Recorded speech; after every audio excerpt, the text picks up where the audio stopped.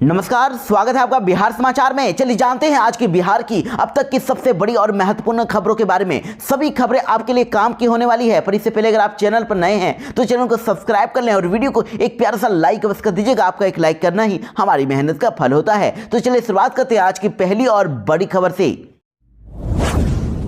बिहार में नीतीश सरकार ने निकाली गजब की स्कीम। अब बालू लदे ट्रक और ट्रैक्टर को पकड़वाने पर मिलेगा हजारों रुपए का इनाम।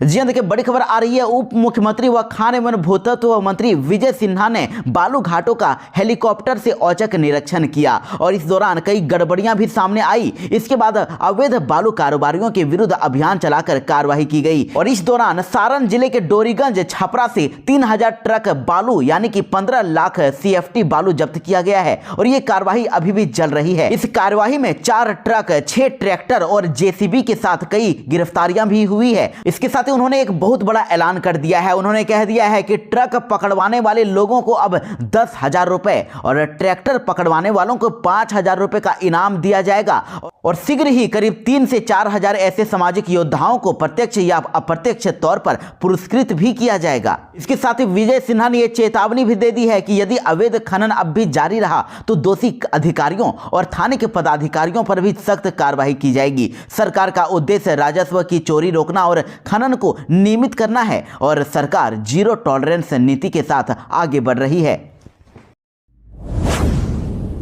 अतिथि शिक्षकों ने नीतीश सरकार से लगाई गुहार। कहा, हम लोगों को भी बहाली का मौका दिया जाए। जी हां, शिक्षा विभाग ने हाल ही में 1,14,000 विशिष्ट शिक्षकों को नियुक्ति पत्र सौंपा है। इसके साथ ही विभाग ने नियुक्ति पत्र कार्यक्रम के दौरान घोषणा कर दी है कि तीसरे चरण के सफल शिक्षक अभ्यर्थियों को जल्द ही बहाली किया जाएगा। हालांकि तीसरे चरण की माध्यमिक और उच्च माध्यमिक का अभी रिजल्ट नहीं आया है। इसी बीच देखिए, अब बिहार के अतिथि शिक्षकों ने सरकार से गुहार लगाई है। उन्होंने कहा कि सरकार सबकी सुन रही है तो हमारी भी सुने। अतिथि शिक्षक सरकार से सिर्फ एक मौका मांग रहे हैं। देखिए, दरअसल जानकारी के लिए आपको बता दें कि अतिथि शिक्षकों की खत्म हो गई है आयु। जी हां, बिहार के अतिथि शिक्षकों के संगठन के अध्यक्ष कुमार संजीव ने कहा है कि साल 2018 में जब बिहार में शिक्षकों की कमी थी तब उन लोगों की बहाली हुई, लेकिन इस वर्ष 2024 में मार्च महीने में घोषणा कर दिया गया कि 1 अप्रैल से बिहार के 4,257 अतिथि शिक्षकों से सेवा नहीं लिया जाएगा।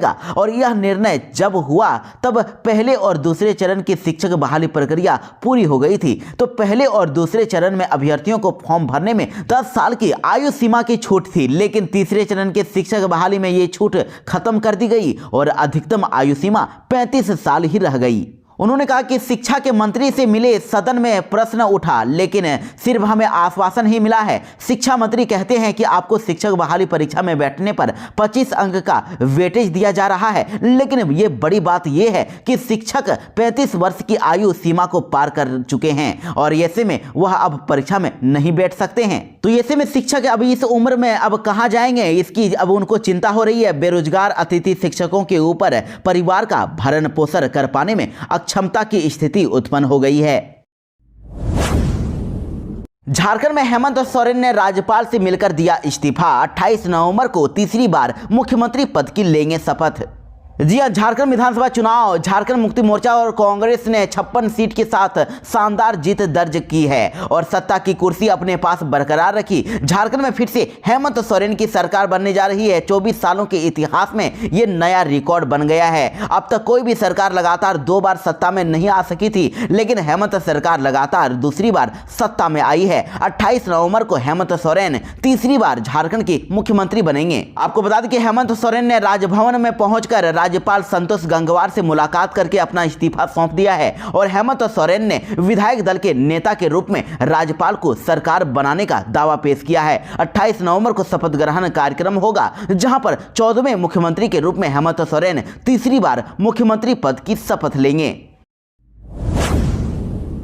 पटना पुलिस ने जांच अभियान किया जारी। 24 घंटे के अंदर 104 अपराधी गिरफ्तार, 61 गाड़ियां जब्त हुई और 12.5 लाख का चालान कटा। जी हां, पटना पुलिस अब एक्शन मोड में आ गई है। अपराध पर लगाम लगाने के लिए लगातार जांच अभियान चल रही है और इसी कड़ी में पिछले 24 घंटे के अंदर ही छापेमारी करके अलग अलग थाना क्षेत्र से 104 अपराधियों को गिरफ्तार किया गया है और वहीं नियमों की अवहेलना पर 284 गाड़ियों को भी समन किया गया है। शराब पीकर गाड़ी चलाने के जुर्म में 26 ड्राइवरों को गिरफ्तार किया गया है। 61 गाड़ियों को जब्त किया गया है और करीब 12.5 लाख रुपए का चालान अब भी कट चुका है। एसएसपी राजीव मिश्रा के आदेश पर कार्रवाई की गई है। वहीं इधर गिरफ्तार अपराधियों के पास से एक हथियार, एक मैगजीन, 14 जिंदा कारतूस, 8 बाइक, सोने चांदी के जेवरात, 2212 लीटर विदेशी शराब और 150 लीटर देसी शराब, तो वहीं 2 मोबाइल बरामद हुआ है। बिहार में शिक्षा विभाग की ओर से अब शिक्षकों और साथ ही स्कूलों के लिए हुआ नई गाइडलाइन जारी। नई व्यवस्था और सेल्फी मोड में बनेगी हाजिरी। 9वीं से 12वीं के छात्रों को अब तकनीकी शिक्षा मिलेगी। जी हां, बिहार के सरकारी स्कूल में पढ़ने वाले कक्षा 9 से लेकर 12वीं क्लास के बच्चों के लिए सभी छात्रों को अब तकनीकी शिक्षा दिया जाएगा। इसके लिए उन स्कूलों को पास के ITI, पॉलिटेक्निक और इंजीनियरिंग कॉलेजों से जोड़ा जाएगा। इसके लिए शिक्षा विभाग नवंबर के अंतिम हफ्ते में बैठक करेगी। इसके साथ ही सरकारी स्कूलों के शिक्षकों को आई कार्ड भी दिया जाएगा। ये परिचय पत्र ई-शिक्षा कोष पोर्टल से डाउनलोड होगा और अब शिक्षकों को स्कूल में आने जाने दोनों समय में सेल्फी लेकर हाजिरी भी बनानी होगी। नई व्यवस्था 1 दिसंबर से लागू होने वाला है। शिक्षकों को 1 दिसंबर से अब सेल्फी मोड में हाजिरी बनाना होगा। इसके साथ ही स्कूल के सेशन के पहले ही दिन छात्रों को किताबें, किट, पोशाक के साथ ही अन्य सामग्री भी उपलब्ध करा दी जाएगी। पोशाक के लिए छात्रों के खाते में पैसे भी समय पर पहुंचेगा और स्कूल में कक्षा 1 से लेकर 5वीं तक की दीवारों पर पेंटिंग बनाई जाएगी, स्लोगन लिखा जाएगा। शिक्षा विभाग के अपर मुख्य सचिव डॉक्टर एस सिद्धार्थ ने बताया है कि स्कूल में शिक्षा व्यवस्था को सही करने के लिए शिक्षा विभाग के द्वारा लगातार काम किया जा रहा है। स्कूलों में टाइमिंग मैनेजमेंट पर भी काम हो रहा है।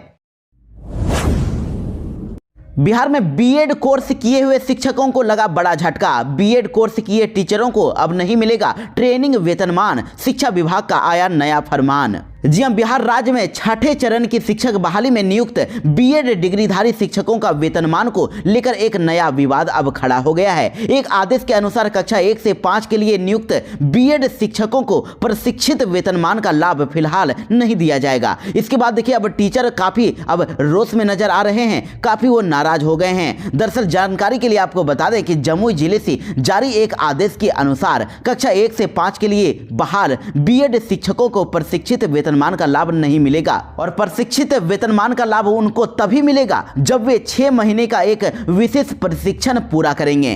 तो अब इसको लेकर जिला शिक्षा पदाधिकारी की तरफ से जो आदेश जारी किया गया है उसमें कहा गया है कि नियुक्ति के समय बीएड योग्यता होने के बावजूद भी शिक्षकों को प्रशिक्षित वेतनमान के लिए निर्धारित शर्तों को पूरा करना होगा। पहले जिन शिक्षकों को 2 साल की सेवा के बाद प्रशिक्षित वेतनमान दिया गया था उनका आदेश भी रद्द कर दिया गया है और अब सभी प्रभावित शिक्षकों को अप्रशिक्षित वेतनमान ही मिलेगा। तो देखिए शिक्षा विभाग के इस आदेश का शिक्षकों के द्वारा क्या रिप्लाई दिया गया है। इस फैसले से शिक्षक वर्ग में काफी रोष आ गया है। उनका कहना है कि नियुक्ति के समय बीएड योग्यता मांगी गई थी और अब प्रशिक्षण की शर्त जोड़ना उनके अधिकारों का हनन है। शिक्षकों का कहना है कि नियुक्ति के समय बीएड योग्यता को मान्य किया गया था और अब उन्हें अप्रशिक्षित वेतन दिया जाना उनके अधिकारों का हनन हो रहा है।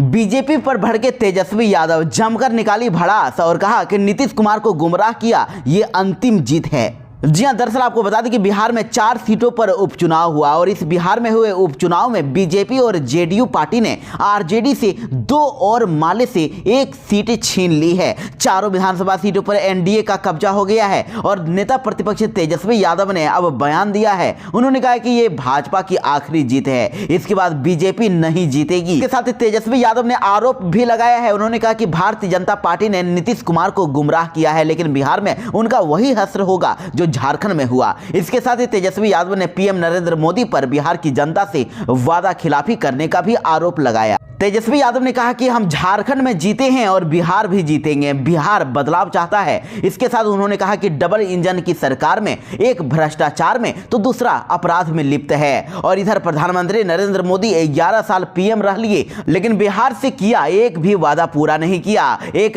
विशेष राज्य का दर्जा अब तक नहीं मिल पाया है। प्रति वर्ष 2 करोड़ रोजगार नहीं मिला और बिहार बेरोजगारी से जूझ रहा है और परेशान है। लोग पलायन कर रहे हैं, लेकिन केंद्र की सरकार कुछ भी नहीं कर रही है। बिहार में लगाए जा रहे स्मार्ट मीटर और जमीन सर्वे पर भी तेजस्वी यादव ने हमला किया और कहा कि जनता सरकार से परेशान हो रही है। और बिहार में लगातार स्मार्ट मीटर लगाया जा रहा है, जमीन सर्वे किया जा रहा है, ये सब करके सरकार जनता को परेशान कर रही है।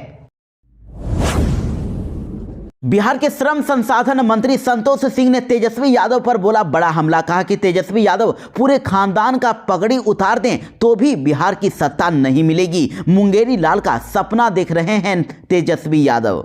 जी देखिए, 4 विधानसभा सीटों पर बिहार में उपचुनाव हुआ और सभी सीटों पर एनडीए ने अपार जीत हासिल की है। वहीं महागठबंधन की करारी हार हो गई है और इसे लेकर बिहार के श्रम संसाधन मंत्री संतोष सिंह ने तेजस्वी यादव पर जोरदार हमला बोला है। उन्होंने कहा कि अगर तेजस्वी यादव पूरे खानदान का पगड़ी उतारकर जनता के बीच रख दें तब भी उन्हें बिहार की सत्ता नहीं मिलेगी। उन्होंने कहा कि तेजस्वी यादव ने रामगढ़ चुनाव प्रचार के दौरान अपना पगड़ी उतार दिया था, लेकिन बिहार में ऐसा करने से उन्हें कोई फायदा नहीं मिला और बिहार की जनता प्रधानमंत्री नरेंद्र मोदी और मुख्यमंत्री नीतीश कुमार के नेतृत्व में ही खुश है। तेजस्वी यादव के परिवार पर आरोप लगाते हुए मंत्री संतोष सिंह ने कहा कि उनके परिवार ने तो बिहार को बर्बाद कर दिया है और तेजस्वी यादव का पूरा परिवार भ्रष्टाचार के आरोपों में घिरा हुआ है और उन्हें नैतिक रूप से बिहार के बारे में बोलने का कोई अधिकार भी नहीं है।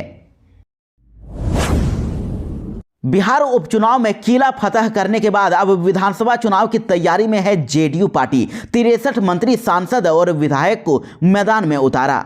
जी हां, 2025 के विधानसभा चुनाव में 225 सीट जीतने के लक्ष्य को लेकर अब जेडीयू पार्टी ने अपना महाअभियान शुरू कर दिया है। उपचुनाव में मुख्यमंत्री नीतीश कुमार के नेतृत्व में एनडीए की सभी सीटों पर जीत ने अब कार्यकर्ताओं को नई ऊर्जा दे दी है और इसी उत्साह के साथ जेडीयू अब अपने मजबूत संगठन और विकास के एजेंडों के सहारे मिशन 225 को साधने की तैयारी में जुट गई है। और जेडीयू का यह महाअभियान 14 दिसंबर तक चलेगा। लक्ष्य 2010 में एनडीए को जो सीट आई थी उससे अधिक सीट लाना है। जेडीयू अपनी पुरानी हैसियत को फिर से प्राप्त करने की तैयारी में है और जेडीयू पार्टी इस बार पूरी ताकत झोंकने वाली है। और 2025 विधानसभा चुनाव को लेकर जेडीयू ने बड़ी रणनीति तैयार करते हुए सुपर 7 की टीम का गठन किया है। इस टीम को 2025 विधानसभा चुनाव जिताने की जिम्मेदारी मिली है। इसके लिए बिहार के सभी विधानसभाओं के ताजा हालात, सरकार के काम और एजेंट की रणनीति तैयार करने की जिम्मेदारी दी गई है। जेडीयू की इस सुपर 7 की टीम में जेडीयू के राष्ट्रीय कार्यकारिणी अध्यक्ष संजय झा, ग्रामीण कार्य मंत्री अशोक चौधरी, जल संसाधन मंत्री विजय चौधरी, प्रदेश अध्यक्ष उमेश कुशवाहा और ऊर्जा मंत्री विजेंद्र यादव, तो वहीं ग्रामीण विकास मंत्री श्रवण कुमार और सांसद रामनाथ ठाकुर शामिल हैं। जेडीयू की सुपर 7 की टीम बिहार की यात्रा पर अब निकल गई है। उपचुनाव में हार के बाद भी प्रशांत किशोर ने किया बड़ा ऐलान। कहा 2025 में सभी 243 सीटों पर लड़ेंगे चुनाव और एमएलसी इलेक्शन की भी करेंगे तैयारी। जी हां, बिहार में 4 विधानसभा सीटों पर हुए उपचुनाव के नतीजे सामने आ गए और चारों सीटों पर एनडीए ने ही जीत हासिल कर ली है। लेकिन उपचुनाव में करारी हार के बाद चुनावी रणनीतिकार प्रशांत किशोर ने पटना में प्रेस कॉन्फ्रेंस किया और मीडिया से बातचीत करते हुए जन स्वराज पार्टी के संरक्षक प्रशांत किशोर ने कह दिया है कि जनता को जिस सरकार में भरोसा है वह सरकार चलती रहे, लेकिन हम आगे प्रयास करते रहेंगे। प्रशांत किशोर ने कहा कि जन स्वराज पार्टी को घर घर पहुंचने में 2 साल का समय लगा है। 1 महीना पहले ही जन स्वराज पार्टी बनी है और 10% वोट भी हासिल कर लिया, जबकि इधर भाजपा पार्टी देश की सबसे बड़ी पार्टी है और उसे 30% के करीब ही वोट मिल पाया और जेडीयू को 11% वोट मिला है, आरजेडी को 20% वोट मिला है। और जन स्वराज नई पार्टी थी और कार्यकर्ता भी नए थे और जिन जगहों पर चुनाव हुआ वहां हमने चुनाव प्रचार भी नहीं किया था और जिस 4 सीटों पर उपचुनाव हुए हैं वहां जन स्वराज पार्टी की पदयात्रा भी नहीं हुई थी। 1% वोट भी अगर मुझे मिलता है तो मैं प्रयास आगे भी जारी रखूंगा। 10% वोट जन स्वराज पार्टी को मिला है और आगे वह 40% भी करने की जिम्मेवारी मैं लूंगा। इसके साथ प्रशांत किशोर ने आरजेडी को कहा कि आरजेडी 30 साल पुरानी पार्टी है और हर जगह हारने के बाद अब दूसरे पर दोष आरोपण कर दी है, दूसरे पर दोष लगा रही है।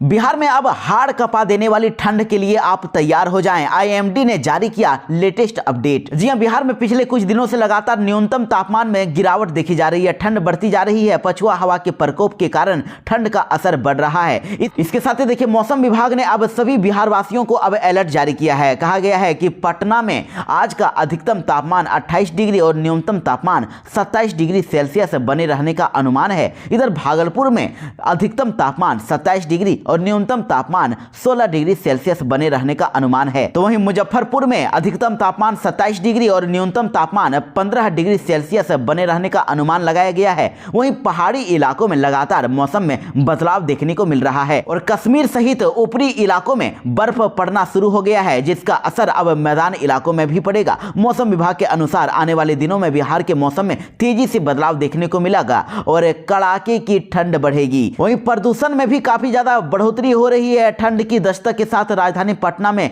कई जगहों पर और साथ ही कई जिलों में प्रदूषण तेजी से बढ़ रहा है। कई इलाकों में AQI लेवल 300 के पार पहुंच गया है। पटना में गौतम अडानी का पुतला फूंका। उपचुनाव में हार के लिए कांग्रेस ने आरजेडी और वाम दल को दी नसीहत।